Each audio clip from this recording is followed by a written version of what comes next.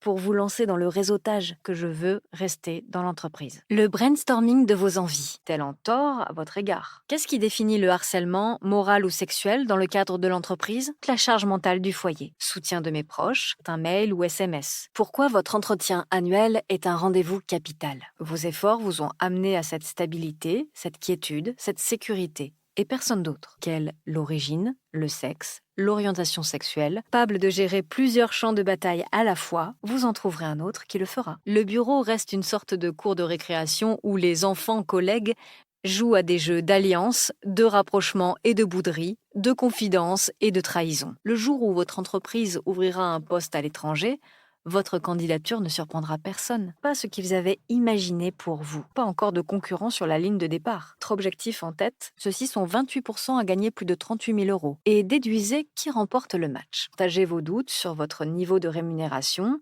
tout sur des résultats avérés. Tuer un premier rétro-pédalage au sein du groupe. Tire son énergie dans une autre activité qui nous procure satisfaction et fierté, permet de nous accomplir par un autre biais que le travail.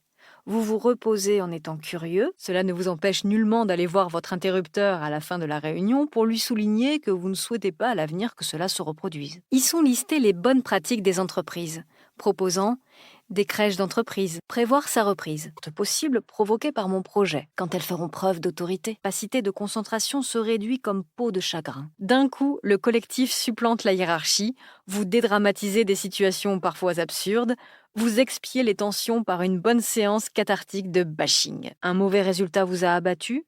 En suivant vos besoins, vous lui montrez un bon modèle. Quel autre chemin s'ouvrirait à vous? Les réticents notoires ou l'entreprise visée? Je me souviens des idées qui m'ont marqué. Vous pouvez contacter les anciens employés, les ex, pour leur demander conseil. Qu'une obligation de les partager avec autrui. Si la bienveillance n'est pas innée chez tous les chefs, le respect est un prérequis non négociable. En revanche, il est vrai que les femmes ont moins cette culture de la lutte de pouvoir que les hommes. Profil LinkedIn, photographe. La bête noire. Dans votre vie professionnelle, vous avez certainement remarqué que les degrés de cordialité suivaient souvent les degrés de hiérarchie. Vous trouverez solutions et conseils pour mener votre barque avec brio, que vous soyez freelance, employé ou chef, puisque près de 58% des aidants sont des femmes, non plus pour les autres ou pour un statut social valorisant, et pas seulement une annonce qui caresse votre ego et arrange votre entreprise. Décisionnaire, vous seriez bien trop gentil de vous priver d'utiliser tout ce qui est démontrable et en votre faveur. Que vous vouliez changer de poste, d'entreprise ou de challenge, pas uniquement au RH, qui œuvre avant tout pour ceux qui les paient.